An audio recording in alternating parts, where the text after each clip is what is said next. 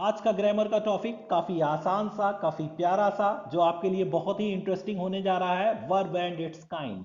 Verb और उसके कितने प्रकार होते हैं, इसके साथ हम चलते हैं और समझते हैं कि वर्ब होती क्या है। वर्ब हमारे लिए क्या होती है? एम आई वर्क और एक्शन? क्या मैं सिर्फ एक काम हूं?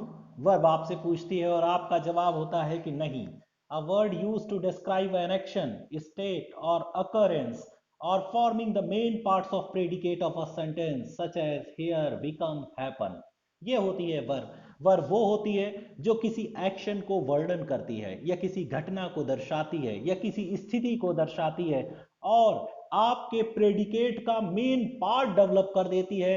इसका मतलब वो काम जो काम ही होता है वर्ब कहलाता है। जैसे हियर, बिकम और हैपन, ये होती हैं आपकी वर्ब। और बेहतर तरीके से समझते हैं कि वर्ब होती क्या है। इस पिक को अच्छी तरीके से देखिए। A boy is reading, a teacher is teaching. इसका मतलब इसमें दो काम हो रहे हैं, एक रीडिंग का और दूसरा टीचिंग का। टीचर द्वारा किए गए दोनों काम को बहुत अच्छी तरीके से दर्शाया गया है। अब चलते हैं नेक्स्ट स्लाइड की तरफ।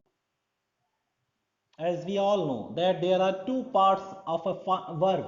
They are finite and non-finite.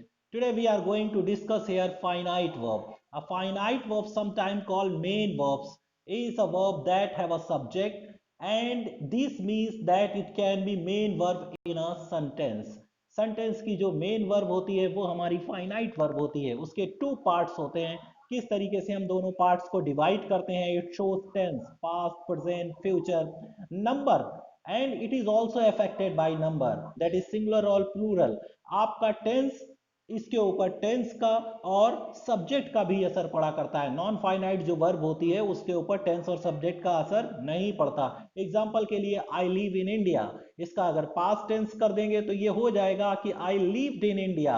अगर इसी सेंटेंस को हम प्रेजेंट में बनाते हैं तो ये हो जाएगा ही लिव्स इन इंडिया। इसका मतलब लीव के ऊपर प्रेजेंट टेंस और सब्जेक्ट दोनों का असर पड़ रहा है। She is singing a song, वो एक गाना गा रही है। यहीं पर ये सेंटेंस ये भी हो सकता है कि शी हैज संग a song. I am singing a song, I sang a song. It means the verb sing is affected by tense and subject. It means it is your main verb. And main verb is of two kinds. दो तरीके की होती है आपकी finite verb, transitive और intransitive verb. Transitive verb क्या होती है और इंट्रांसिटिव वर्ब क्या होती है, इसे बहुत ही बेहतर तरीके से अब समझते हैं। Transitive verb versus intransitive verb.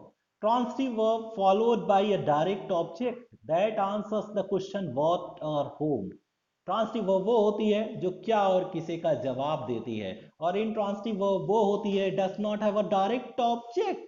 जैसे एक ट्रांसिटिव वर्ब का एग्जांपल दिया हुआ है, John kicks the ball. John ball को किक मारता है। किसे बॉल मारता है? किक को बॉल मारता है। जैसे आई राइट अ लेटर, मैं एक लेटर लिखता हूं। क्या लिखता हूं? एक लेटर लिखता हूं। When there is an answer to what और होम, जिस वर्ब के साथ आपको जवाब मिल जाए क्या और किसे का, वो होती है ट्रांसिटिव वर्ब। और जब हमें जवाब नहीं मिलता क्या और किसे का, वो होती है इंट्रांसिटिव वर्ब। एक सिंपल वर्ड में मैंने ट्रांसिटिव वर्ब को यहां पर दर्शाया है कि transitive verb action passing over, जब आपका एक्शन एक ऑब्जेक्ट के ऊपर गुजर गुजर जाए, जब ऑब्जेक्ट पर होने लगे तो आपकी transitive verb action doesn't pass over. जब एक्शन नहीं गुजरता है वो वर्ब आपकी होती है intransitive verb. There is a pic for you. You can see that labourers are carrying bricks. Labourers carry कर रहे हैं ब्रिक्स, ईंटों को। क्या कैरी कर रहे हैं? Labourers are carrying bricks. It means carrying has an answer that is brick. क्या कैरी कर रहे हैं या किसे कैरी कर रहे हैं? जब क्या और किसे का आपको जवाब मिल जाता है, इसका मतलब अब आपको डिफाइन करना है, सोचना है कि कैरी ट्रांसिटिव है या इंट्रांसिटिव है। Transitive verb, a transitive verb is a verb that denotes an action which pass over from the doer, जो काम करने वाले से, लेबरर से गुजर जाता है, और a subject to an object, एक ऑब्जेक्ट की तरफ। कहने का मतलब है जिसमें एक ऑब्जेक्ट होता है जो व्हाट और होम का आंसर होता है, वही वर्ब आपकी ट्रांसिटिव वर्ब कहलाती है। अब हम ट्रांसिटिव वर्ब के बारे में discuss. This is your intransitive verb. इसमें देख सकते हैं that there is a picture of the movie. Guess करिए ये कौन सी मूवी है? Yes you are right, Spartan 300, Spartan 300 की पिक है। द सोल्जर्स फॉट वेल, सिपाही अच्छी तरीके से लड़े। कैसे लड़े? अच्छी तरीके से। इट मींस फॉट का अगर जवाब ढूंढा जाए तो कैसे में मिलता है, इसका मतलब ये एक इंट्रांसिटिव वर्ब है, क्योंकि जब हमें क्या और किसे का जवाब मिलने लगे तो वो वर्ब आपकी बन जाती है ट्रांसिटिव वर्ब। ये ट्रांसिटिव नहीं इंट्रांसिटिव वर्ब है। Intransitive verb is a verb that denote an action which doesn't pass over to an object, state or being. Object के लिए या स्थिति के लिए या किसी प्राणी के लिए एक्शन गुजरता ही नहीं। हमें कैसे का जवाब नहीं चाहिए, कैसे लड़े, कैसे का जवाब नहीं, जबकि जवाब चाहिए क्या और किसे का। जब क्या और किसे का जवाब मिलने लगे, it means the verb is transitive.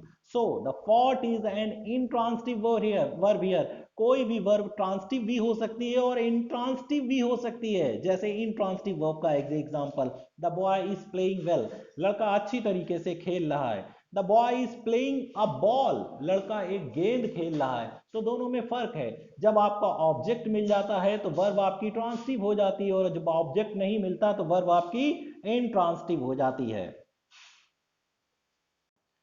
अब और बेहतर तरीके से समझते हैं ट्रांसिटिव और इंट्रांसिटिव को। ट्रांसिटिव और इंट्रांसिटिव वर्ब इन पिक्स के माध्यम से समझना काफी आसान रहेगा। I drive near the woods, इसमें ये drive is an intransitive verb. I drive a car, मैं कार चलाता हूं। क्या चलाता हूं? एक कार चलाता हूं। It means car is an answers to what.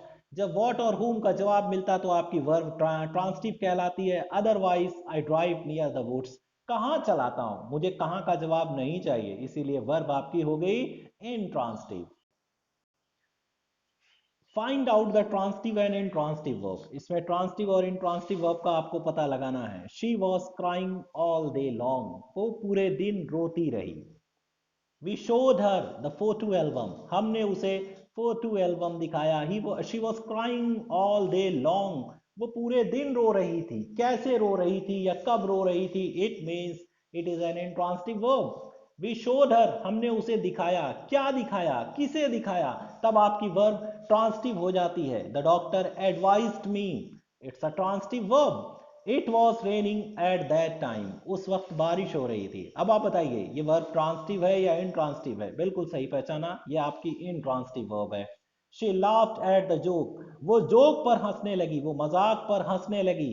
It means ये आपकी वो जोक पर हंसने लगी। किस पर हंसने लगी? Laughed is an intransitive verb. इसी तरीके से बाकी बची हुई वर्ब्स को आप पहचानिए और सही रिप्लाई कमेंट बॉक्स में दीजिए कि ये ट्रांसिटिव है या इंट्रांसिटिव वर्ब है। अगर आपको प्रेजेंटेशन पसंद आया है तो हमारे channel CBSE English by Khan, इसको आप जाकर के सब्सक्राइब करिए ताकि आपको लेटेस्ट वीडियोस मिलते रहें और काफ़ी इंटरेस्टिंग वीडियोस का एंजॉय कर सकें। CBSE English by Khan. Thank you very much for watching this video.